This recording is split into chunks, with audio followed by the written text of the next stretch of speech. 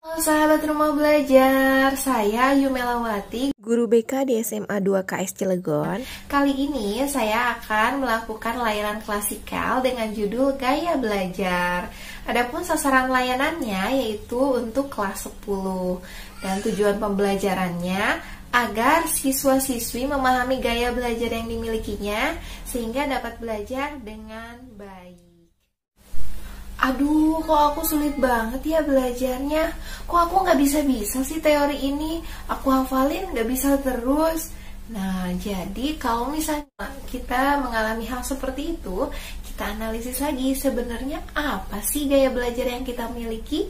Apakah memiliki gaya belajar auditori, visual, atau kinestetik. Jadi, sahabat rumah belajar, gaya belajar itu ada 3, yaitu ada gaya belajar visual, gaya belajar auditori, dan gaya belajar kinestetik. Nah, mari kita bahas satu persatu. Gaya belajar visual adalah gaya belajar yang menggunakan indera penglihatan.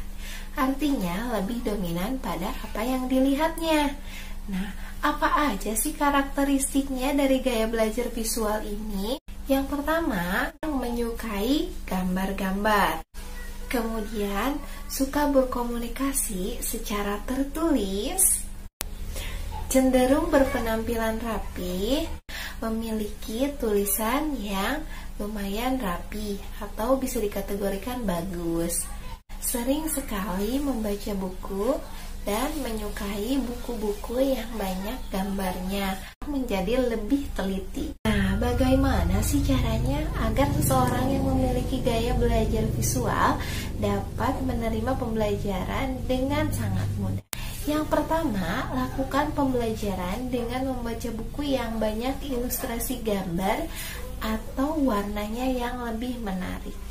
Yang kedua, gunakan stabilo untuk menandai pelajaran saat belajar. Hindari polusi visual. Dianjurkan apabila memiliki ide, maka hendaklah segera dicatat. Melakukan pembelajaran di tempat favoritnya. Sahabat rumah belajar, mari kita berlanjut ke gaya belajar auditori. Gaya belajar auditori ini adalah gaya belajar yang lebih ditekankan pada proses indera pendengaran.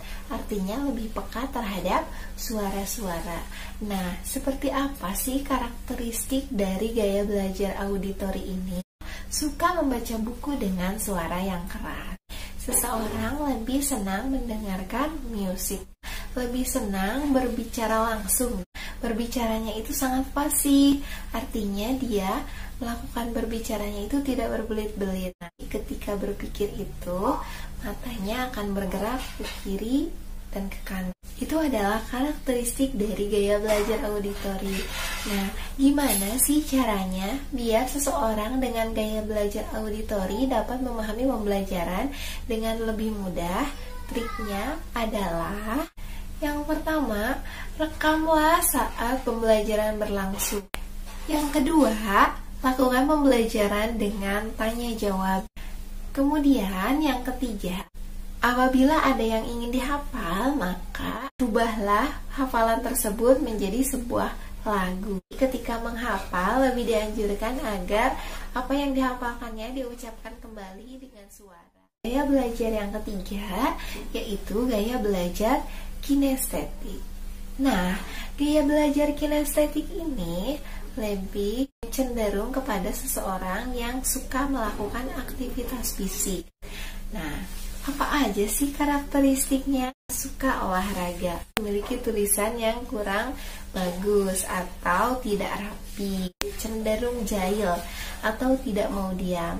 Dapat dengan mudah menirukan mimik wajah atau gerak-gerik tubuh. Semangat ingin mencobanya itu lebih besar, jadi selalu ingin melakukan percobaan ketika gagal.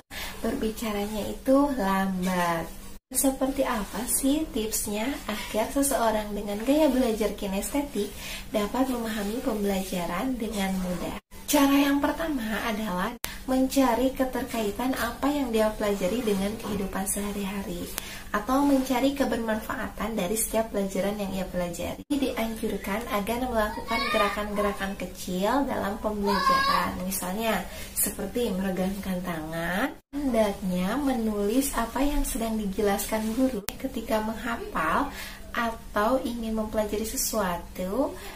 Gunakan menulis di udara gitu ya. Sahabat rumah belajar, itulah 3 gaya belajar yang pada umumnya dimiliki individu. Semoga video ini bermanfaat ya, sahabat rumah belajar.